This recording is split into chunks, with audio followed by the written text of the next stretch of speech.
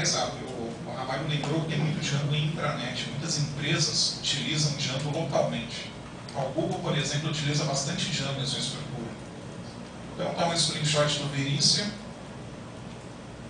um screenshot do Pop Tecnologia, do Pop Games, né, que é um portal de jogos dele. Todos esses são feitos em Django.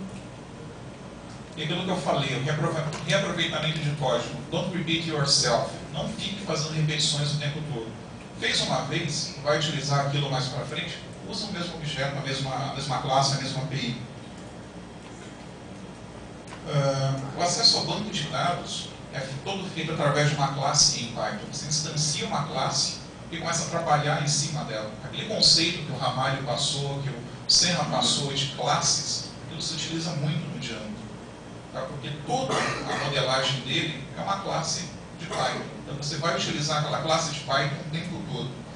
O ORM dele, para quem não sabe, o ORM é um sistema universal que trabalha, que tem a capacidade, faz uma abstração, né? Você consegue trabalhar com vários bancos diferentes, né? Com bancos de dados diferentes. Então, o que você faz? O ORM nada mais é, você usa um código Python, ele vai transformar aquele código Python em chamadas de SQL. Então, ao invés de ficar fazendo select, asterisco, from, blá blá blá, você usa um objeto Python que vai buscar aquelas informações do banco. Quem faz esse papel é o ORM.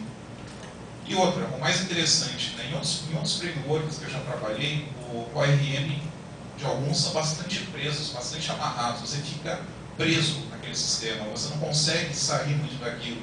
O Django te dá a liberdade de tanto utilizar tudo que ele fornece de bom, como também, se você tem alguma query que seja muito complexa, você pode usar a sua própria query dentro dele. Então ele não te prende ao próprio ORM, ele te dá liberdade para usar queries ou até mesmo store procedures, fazer chamadas de store procedures dentro do próprio ORM, mas você pode estender bastante essa classe. Então, dando um exemplo básico, quando você vai criar um projeto do Django, o primeiro ponto, um dos primeiros passos é você definir a estrutura de banco de dados dele. Então você pode fazer essa definição. Esse exemplo que eu estou dando aí é um exemplo, né? Um código curto de modelagem. Porque basicamente ele vai criar uma classe chamada usuários, vai ter um campo chamado e-mail. Aqui vocês podem ver que é um campo estilo e-mail, ele dá um e-mail field. E o mais interessante é que ele valida as entradas que o usuário digitar nesse campo. Por exemplo, se o usuário colocar no campo e-mail digitar abacaxi, ele dá um submit, ele vai dar erro. Ele coloca abacaxi, não tem formatação de e-mail.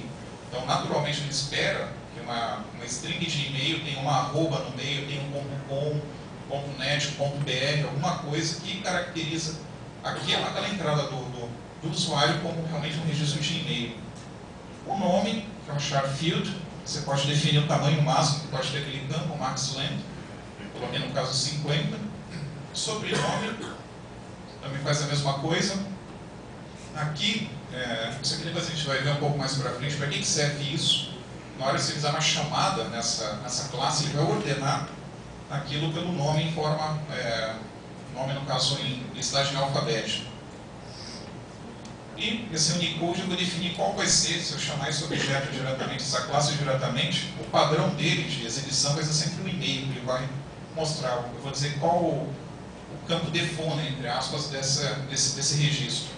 Eu não vou aprofundar muito nesses conceitos, até porque vocês estão conhecendo Python agora, isso aqui a gente pode ir muito além disso. Estou mostrando exemplos simples, até para vocês entenderem, né, como você cria alguma coisa em Django. Mas depois, se quiser, a gente bate um papo, aí tem como aprofundar isso bastante. Esse aqui é um exemplo da modelagem dele. Isso aqui, depois que você faz essa rotina, você roda uma ferramenta do Django, ele vai converter isso em SQL e já vai criar automaticamente as tabelas dentro do banco de dados. Independente do banco de dados que você utiliza. Pode ser MySQL, pode ser Postgres, Oracle, SQLite, etc. Então ele transforma isso aqui tudo em códigos SQL. E agora, dentro do meu views, criei aquele campo, criei aquela modelagem, aquela classe chamada usuário, comecei a cadastrar meus usuários, já estou com uma lista boa cadastrada. Dentro do views tem como manipular esses objetos. Agora eu quero pegar todo mundo que já esteja cadastrado lá dentro. Então olha como é fácil. Usuário.objects.all. O que isso aqui vai fazer? Transformando, traduzindo isso aqui para SQL. Select, asterisco, from, usuário. Pronto, ele vai listar todo mundo que está lá. Então isso aqui é a chamada, né, do ORM para o banco de dados. Isso aqui eu posso jogar numa variável, por exemplo, usuários igual usuário.objects.all. Depois fazer um forzinho lá básico para listar todo mundo que está dentro dessa base. Ou então, eu posso começar a filtrar. Então eu começo a usar usuário.objects.filter sobrenome igual Anderson. Ele vai pegar todo mundo dentro da base de dados que tem o sobrenome Anderson.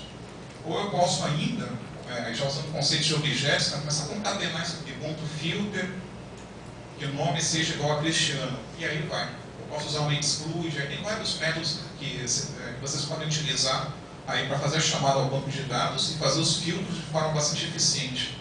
E se olhar, se você pegar isso aqui para habilitar um modo de debug no MySQL ou no Postgres e olhar as chamadas que ele faz, que são chamadas SQL, e o Django ele tenta utilizar, né, o ORM dele utiliza isso da melhor forma possível. Claro, o ORM não é perfeito. Tem situações que não dá para usar o ORM, tem que ser na mão mesmo, tem que ser chamadas SQL na mão. Só que na maioria dos casos é possível utilizar a chamada usando somente o ORM para fazer praticamente tudo. Citando até o Verícia como exemplo, ele praticamente usa todo o ORM do Django. Algumas partes, como a parte de busca, que é, no caso, uma das coisas principais dele, ele coloca essa chamada na mão. Porque ele usa já um full text search, ele utiliza algumas técnicas, ele consultar tabelas diferentes, tem que fazer uma amarração com bancos diferentes.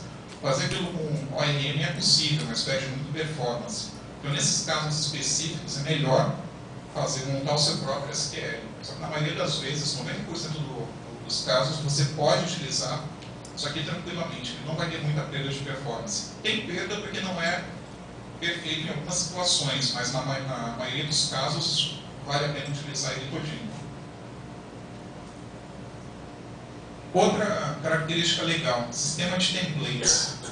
Vamos supor que dentro do Views eu criei um código para pegar todos os usuários, que é aquele código que vocês viram antes, e eu quero exibir isso numa página HTML. Então eu mando aquela saída para um template. Ele tem um método render to response, onde ele vai pegar todo, no caso, a execução dos seus views, né, no caso, vai criar os seus objetos de saída, né, e vai jogar aquilo para um template. Aqui é um HTML simples, lista de todos os usuários cadastrados, né. Aqui tem um forzinho, ó, vocês reparem que tem essa marcação. Isso aqui, na verdade, ele vai executar, né, uma rotina que seria um for, no caso. For usuário e com usuários. O usuário seria a saída, né? Entenda. Imagine que eu peguei isso aqui, coloquei uma variável usuários igual a usuário.objects.all. Então ele deu um select em todo o banco e jogou todo o resultado dentro da variável usuários. No caso, ele criou uma lista ali. E aqui eu estou chamando aquela variável, né, usuários, né? Cada um deles, e aqui eu começo a chamar no caso, os métodos usuário.nome, ele vai exibir o nome do usuário. A href igual a mail2, usuário.email, ele vai criar um link, né, para o e-mail do usuário. E, no caso, vai imprimir o e-mail dele. Aqui eu fecho o for. Então, o que ele vai fazer? Ele vai pegar todo mundo que está no banco de dados e vai listar numa página HTML. Então, esse aqui é um exemplo bem básico do template, né, de como funciona o sistema de templates. Repare, ele não tem quase nada de código aqui dentro. Você é um designer que não entende nada de programação, é um ótimo designer, ele consegue fazer isso facilmente. Que é o que eu tenho na minha equipe hoje. Eu tenho ótimos designers, não entendem nada de programação, o forte deles é layout. Eles trabalham com isso naturalmente, como se fosse um HTML simples e puro. Então não tem muita dificuldade aí no meio. Então ele utiliza conceitos básicos de lógica, como for, como if. Essa técnica facilita o trabalho do web designer que não precisa saber de programação. E o interessante é que é possível, você tem a mesma, no caso, um bloco do seu site que ele é repetido em vários pontos. Por exemplo, em alguns sites você tem um cabeçalho, que o cabeçalho é o mesmo em todo lugar. Você não precisa ficar repetindo aquele código o tempo todo. Para cada página, para cada template, ficar repetindo aquele código.